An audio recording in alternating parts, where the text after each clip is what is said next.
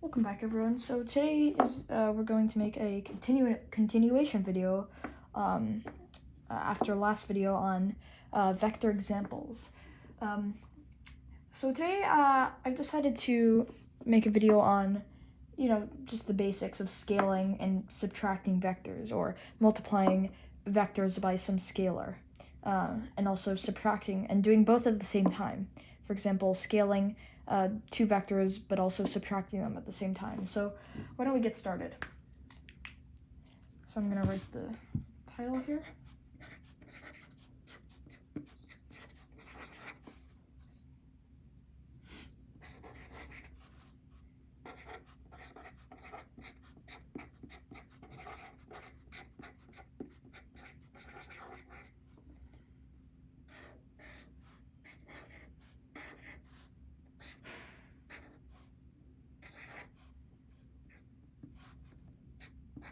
Just added that little happy face at the end and another happy face, because just for good measure, Okay, so I just want to provide you guys with a broad definition of subtracting vectors, because in essence, I did discuss this on one of our first videos on vectors, not that long ago, but I'd like to just go over it again, since this video is specifically on scaling and subtracting vectors.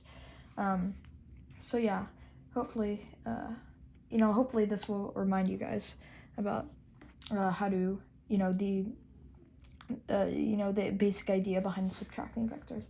So let's say we have any vector A, okay, so any vector A, and let's say its components are, since we're giving a broad definition of vectors, let me position this a little better. So the components are, A1, A2, all the way down to AN, right? And then let's say we have another vector B, who similarly also has all its components, B1, B2, going down to Bn, right? Let's say you want to subtract vector B from vector A, right? And this is what? This is simply all this is just taking each term and subtracting each term by each term like this, aligned in a certain fashion. So it's very basic. So this is just, right, A is over here, or this, let's just call this our vector C. The product of A minus, or the difference of A and B. This is just A1 minus B1, and then A2 minus B2, and then this goes so on and so forth until vector, or this component N, AN minus BN, right? So that's our new vector C, which is also the difference of vector A and vector B. Okay, so let's take a different approach on this problem, which also has to do with scaling vectors using a scalar, of course. So we can rewrite this as vector A plus -1 times vector B, right?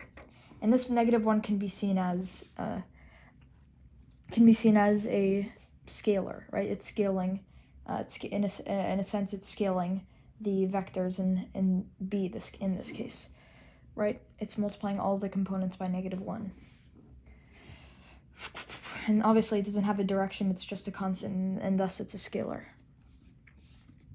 So let's rewrite this in this fashion. Or let's actually pick out some values for, actually it would be kind of cool to write this in this format, in a broad definition. So this would just be equal to, so A, why don't we just write it out like this first, AN plus -1 times B, so B1, B2, all the way down to Bn, right? Yep. So And now we distribute the -1 across all the terms, so then that's equal to a1, a2, an plus vector -1 times b1, -1 times b2, all the way down to -1 times bn, right? And this is equivalent. So this is just all the negatives, so you're essentially inverting the sign. So now let's pick out some values for a and b. So let's set vector a equal to, let's work in 3 dimensions here. 4, -6, and then 2. Let's set vector b equal to 8, 1, -4 maybe. Okay, and let's say let's change things up. Let's say we want to subtract vector a from vector b this time. So we're going to use this method for now. I'm gonna get a new paper. Let's rewrite this in our formula. So we can rewrite this as, again, vector b plus -1 times vector a times the components of vector a. So I'm just gonna rewrite this so you guys can see. So vector b is 1, this doesn't change yet, plus -1 times vector a, and I'm just rewriting this into our formula that we found, or in a sense it is a formula, right? So now we can simplify this, keep this the same for the time being, plus vector -4, 6, -2, right? -1 times 4 is just inverting the sign, so -4. Same thing for all the rest of the terms. You know, it's basic, right? And again, you can actually think of this, you know, this might give you a better intuitive idea of why I'm doing this, because this, in row form, this can be written as -6, 2, and this, you know, from all the way back in pre-algebra to algebra, you know, you remember the distributive property, and this is, you can kind of think of it as distributing the -1 to all the terms, the scalar in front. All right. Okay, so let's simplify this. So 8 minus 4, that's just 4, right? 8 plus -4, 1 plus 6, that's 7. -4 minus 2, it's -6. Okay, so this is the difference of b and a, vector b and a. Okay, so now let's look at an example of scaling a vector. And actually, I kind of want to look at this on a graph. So what does it look like finding the difference of 2 vectors? So let's you know, this is actually kind of fun. Let's graph vector b and a. So this is vector b, and this is vector a, right? And so let's graph vector a first. And since we're multiplying it by -1, we want to look at this one. But actually, I kind of want to show you something. Show you what happens whenever you first use the regular vector a and then multiply it by -1, so inverting it basically. So let's graph this. Oh, we used 3 dimensions. That might be a problem. Why did I use 3 dimensions? So why don't we pick out a problem in 2 dimensions? So let's do a minus b this time. So let's say a is equal to 1, -2, and b is equal to 4, -6. And then a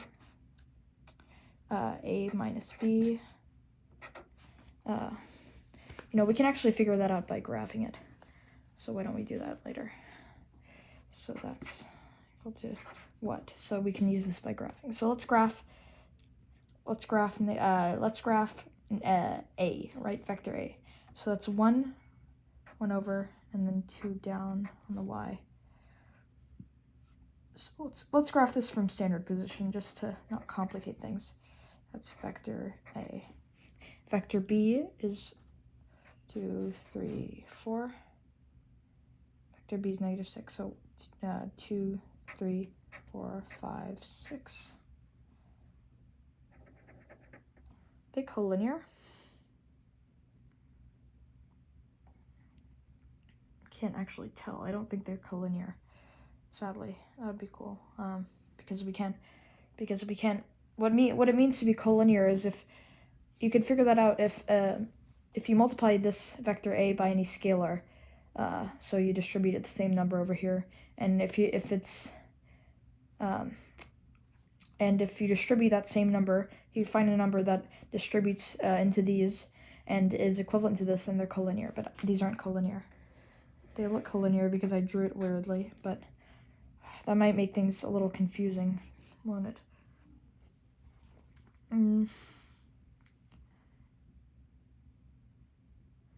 Yeah, because I made it, the graph kind of sucks.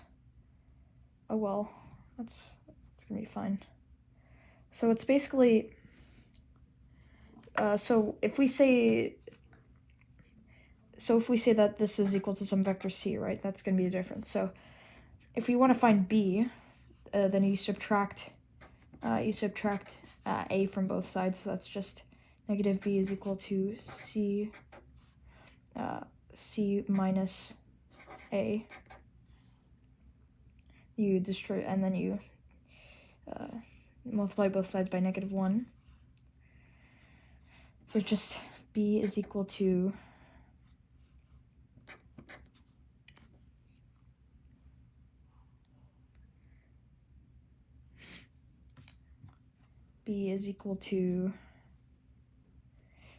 negative c plus a, right? So that'd be b. So essentially what it's saying is this new vector is essentially what it takes to get to this here. So what does it take? So this vector c is the distance the magnitude of this distance here from A to B here, right? That's what this tells us here.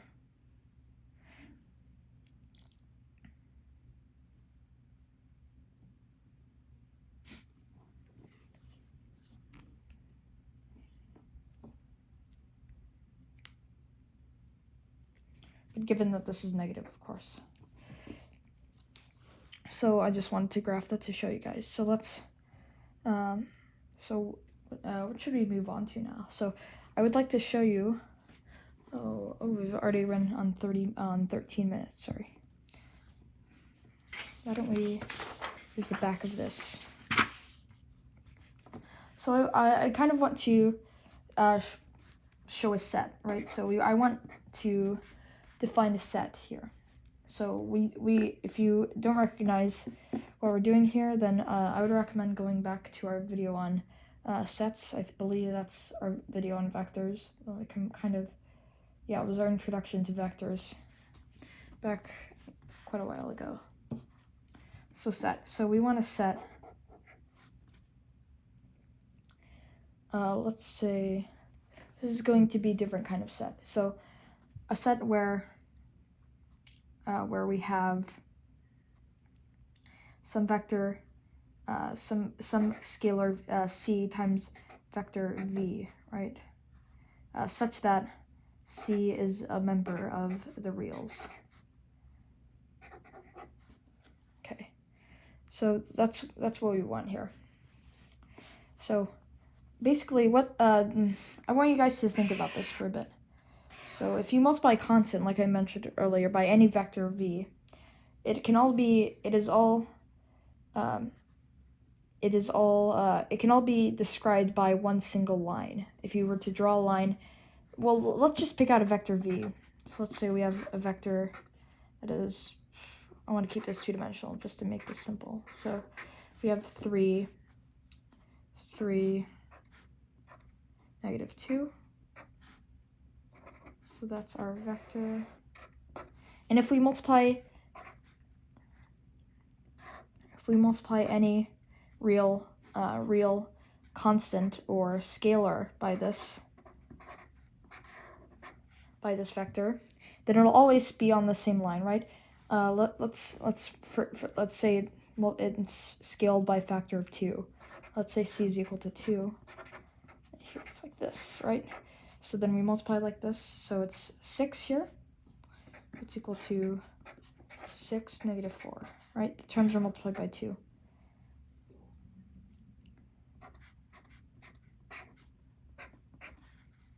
So it would look something like this, right? And they're always going to be collinear. So in that, they're always going to be... So, for example, I just want to get the point across here. I just want to hit the point home. Let's multiply this by, how about negative 3? So in theory, it should... it's going through two processes here. It's first multiplying... it's first inverting this original matrix here, or this original vector v. So it's essentially copied on this side. So why don't we write that? 1, 2, 3. Oh, I drew that terribly. Oh, that's horrible drawing of it. My bad.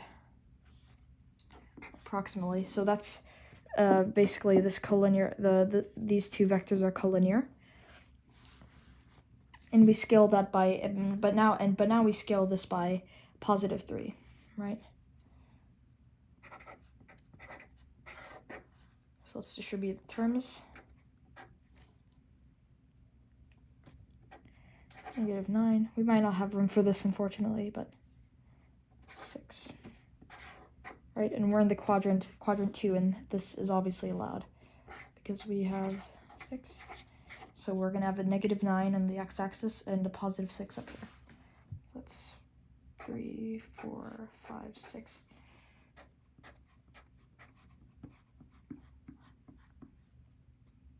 But you get the idea. So this would essentially be, you would have 2 of these copies up here again, because obviously multiplied by 3, that's equivalent to this vector v plus vector v plus vector v. And that addition multiplied by negative 1. So you can think of it as this. It's just another way to think about it.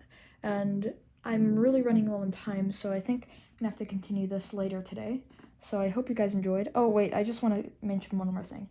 So you can see that you can go on with this infinitely. If you multiply it by pi, you know, it'll scale it to pi, you know. It may be irrational, but it still will be, it can all still be measured in this line. And this is key to something we will discuss maybe in the future episode, the next episode. So I hope you guys enjoyed. Hopefully you learned something, and I'm going to end this video off with a very confused, happy face. Thank you everyone for watching. Bye-bye.